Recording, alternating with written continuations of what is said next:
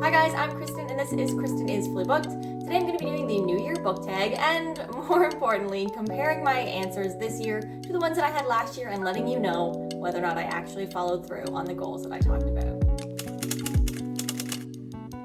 My BookTube 1 year anniversary was last week, and I thought this would be a great opportunity to not only do the New Year book tag again, but to compare my answers this year to last year and to see if I actually followed through with the majority of the goals that I talked about early last year. This is a video that I made very early on in my BookTube career. I think it was the second video that I made, so everything is very rough. Okay, let's get into it. I have my laptop here, so I'm going to be watching the clips from last year's tag video.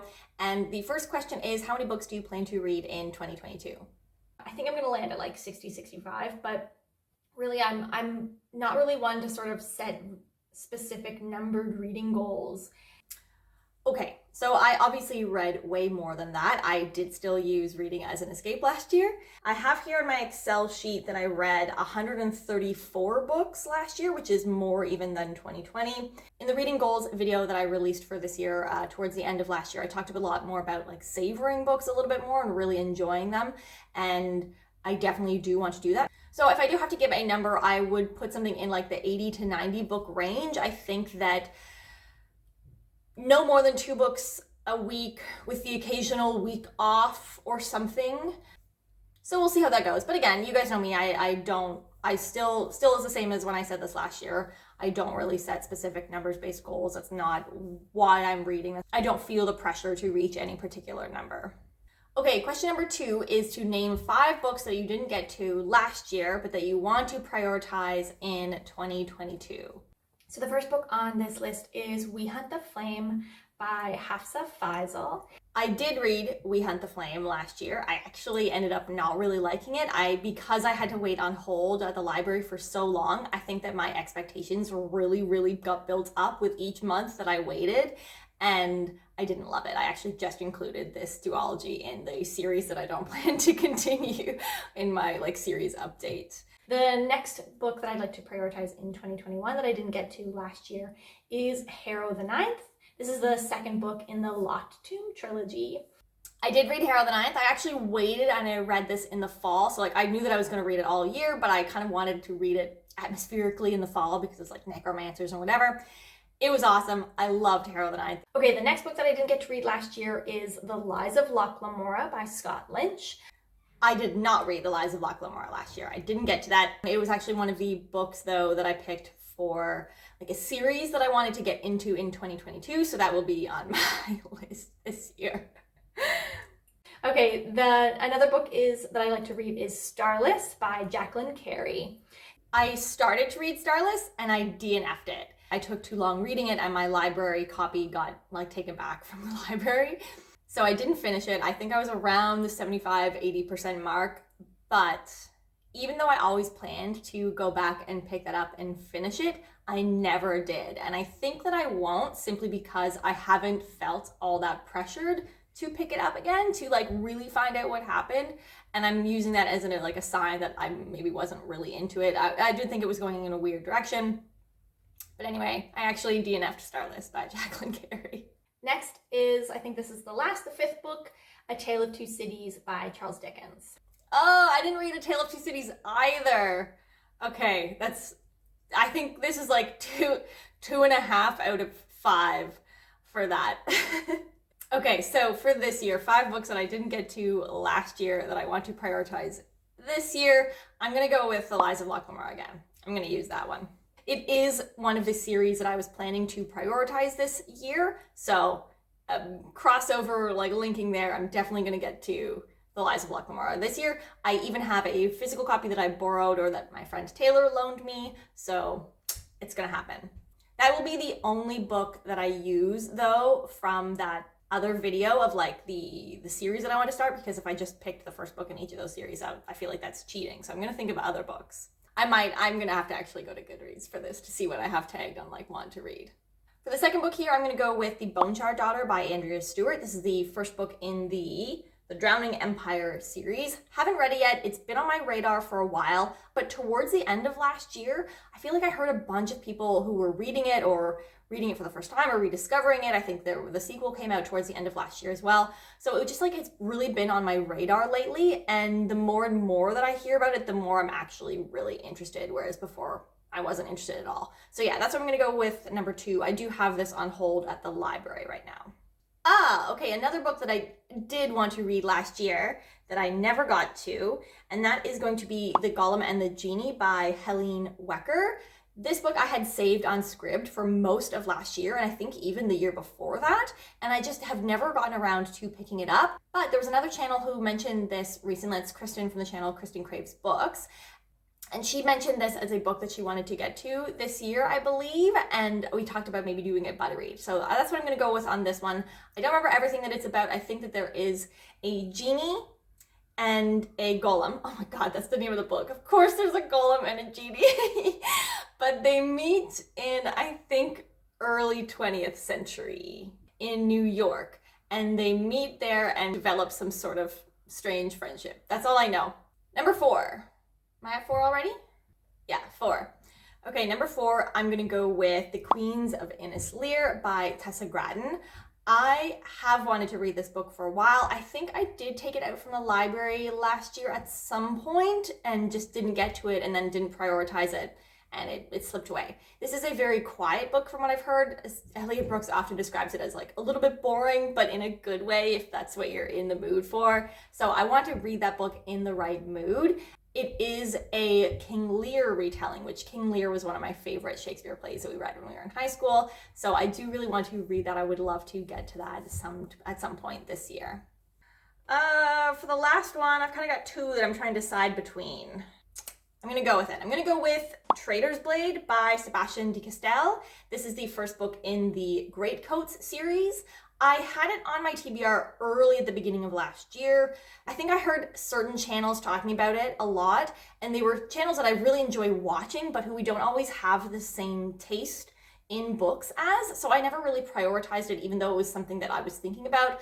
But I've talked to 2 people recently who I do have very similar tastes in. So this was Maria from the channel Tea Books Magic. From now on, she's just gonna be Maria, because I mention that channel and her all the time. So just Maria equals Tea Books Magic. Check out her channel. From now on, just Maria. Okay, so Maria, I think if I'm remembering correctly, this is one of her favorite series, and we have very similar tastes we have discovered. And the other person is to my friend Taylor, who I talk about all the time as well. So Taylor also, I recently was talking with her about Greycoats, and she also really liked it. So I'm thinking that this is going to be more of a success for me than I had maybe thought in the past. So I'm going to put that up there on the books to try for this year. Okay, question number 3. What genre do you want to read more of in 2022? I have a fun, surprising answer for this one, but let's do what I said last year first, and then we'll get to this year. For me, this is definitely contemporary. I have been on record in the past saying like, I do not like to read books set in the real world. However, I read a couple contemporary books last year, and I was really surprised to like both of them, or all of them. I'm often surprised by the fact that I do enjoy them when I read them. So I'm going to try to push myself more out of my comfort zone and read more contemporary books. I don't know if I read more contemporary books, like just contemporary fiction last year. I read a lot of contemporary romance last year that I would never have expected. But I don't know if I read that many more like just straight up contemporary books. But for this year, if you have watched my channel for a while, what I'm about to say is going to come as a shock. So make sure that you're sitting down for this. But I'm gonna go with nonfiction. If you are new here, though, you might be thinking, that doesn't seem that crazy. Why are you making such a big deal about this? It's because I have been on record. Again, apparently with last year with contemporary, but I have talked on this channel quite a bit about how I cannot read nonfiction, that I try to read nonfiction, and that I always DNF them. Like I never successfully finish nonfiction books, but I do have a reason for why I'm picking nonfiction. I've got several reasons. I mean, like, I always have that guilt, like, I should be a better person. I should be trying to learn more about the world and different experiences. It's not that I'm not interested in nonfiction. It's just that I just can't sit down and read to completion a nonfiction book. So I'm not going to try to sit down and read nonfiction all in one go. And I think that is how I'm going to try to use nonfiction this year. Last year, I read a lot of crappy romance books, or like nothing books that I didn't care about, that I didn't enjoy, because sometimes I would be in a mood where I was sort of in between books and I felt like reading, but I didn't really want to dive into something new, like a whole new world, a whole new thick, chunky fantasy book. And just this morning, I realized that maybe in those moments, instead of picking up a book that I don't care about, that I don't like, that adds nothing to my reading and experience, but that I finish all the way through because I want to know what happens, instead, what if I use those moments to just slowly tick away at a nonfiction book? That, I think, is what I'm going to do. Like, what I'm going to use those moments for is, instead of picking up something I don't care about, is to pick up something that I actually do want to read, but not feel the pressure to actually finish that book. So maybe I have a nonfiction book like on the go for a couple months because I only read it a little bit at a time in those moments when I don't feel like picking up a whole new book.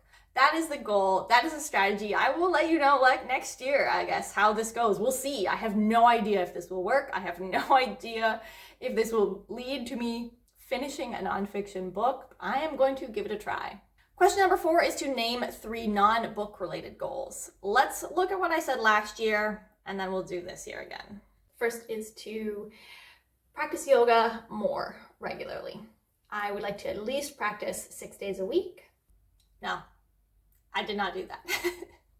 The second one is to explore or listen to new singers and artists. I am someone who, I just like listen to random Spotify playlists.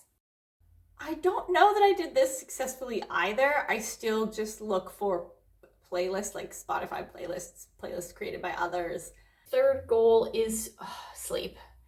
I would really like to have more regular sleep. I did not do so well on these non-book related goals. Yeah, no, sleep is still off, but I talked about this in my reading goals for 2022 video, that I have connected a habit of reading with my poor sleeping, in that I convince myself that I can't sleep and I just read under the covers for hours. So I do have a new limit, which is to like stop reading at 12 a.m. and put a book down and stop reading. So anyway, I am working on that. It's a work in progress. It doesn't happen every night, but yeah. I did not solve my sleep issues last year. Okay, 3 goals for 2022 that are not book related. I am working on breakfast right now. I'm not a breakfast eater. My priority when I get up in the morning is tea. I need tea, and I sit down and I drink my tea, and I probably read for a really long time. So I'm working on breakfast. That's one goal. Second goal is skincare. I feel like the past couple years, like, age has really started to catch up with me. So I'm really, really cognizant about like skin and skincare and sunscreen and just taking care of my skin. And then part of that, I do know, is also like what I put into my body. So I'm trying to drink more water, etc., like all of those things. So skin. Oh, okay, this is a good one for the third one. I am thinking, ruminating, possibly thinking, whatever. I'm in the process of possibly creating or starting a business this year. My career stuff has been all over the place the last couple years, basically since I moved to Denmark because of, life stuff. And I've reached the point where I just need to move forward. Okay, question number 5 is, what is a book you've had forever that you still need to read? The first book is When the Body Says No by Gabor Mate. This is a nonfiction book about essentially the physical, neurological, hormonal effects of stress and sort of the psychosomatic conditions that you can develop, or how our emotional trauma crises can progress, or how they can affect our physical body as well. I think we all know that I didn't finish that book, that I didn't read that book, right? Like, that's We all know that didn't happen, but will I read it this year? That's the true question. I would like to get to it again. Does it even count if I say that, you know? Do we believe me? Let's see what else I said.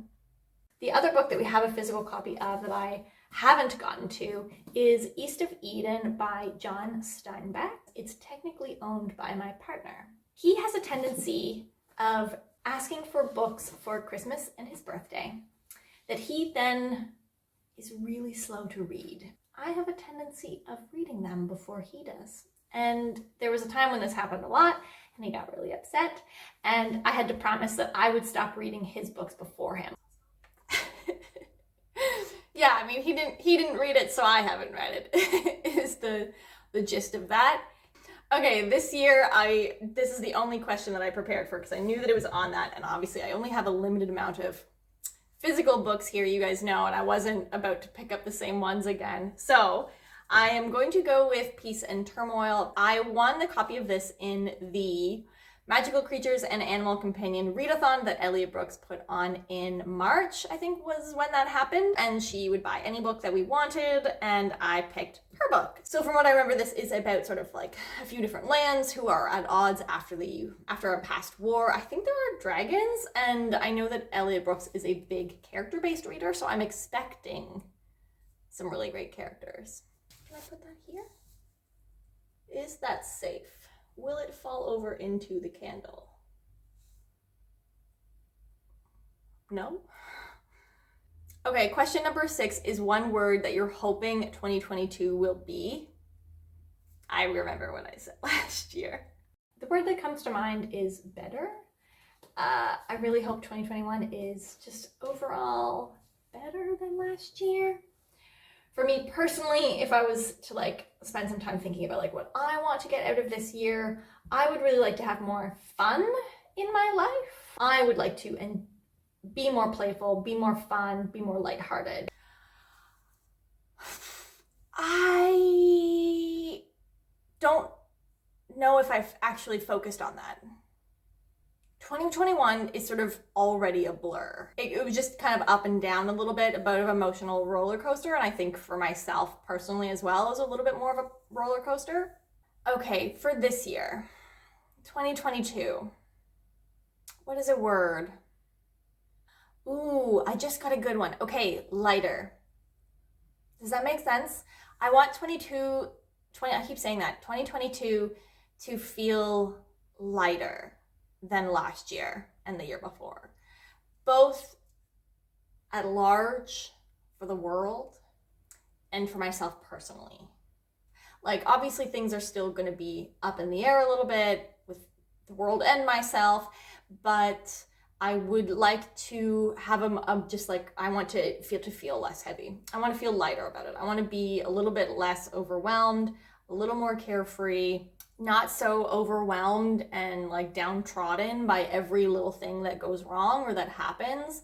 I want to enter into this year with like, just like a breeze, like a little lightness off my shoulders. Let me know if you know what I mean by that. If there's a better way I could have phrased that. There is sort of a question number 7, it's just to tag a friend. So if you would like to do this video, consider yourself tagged.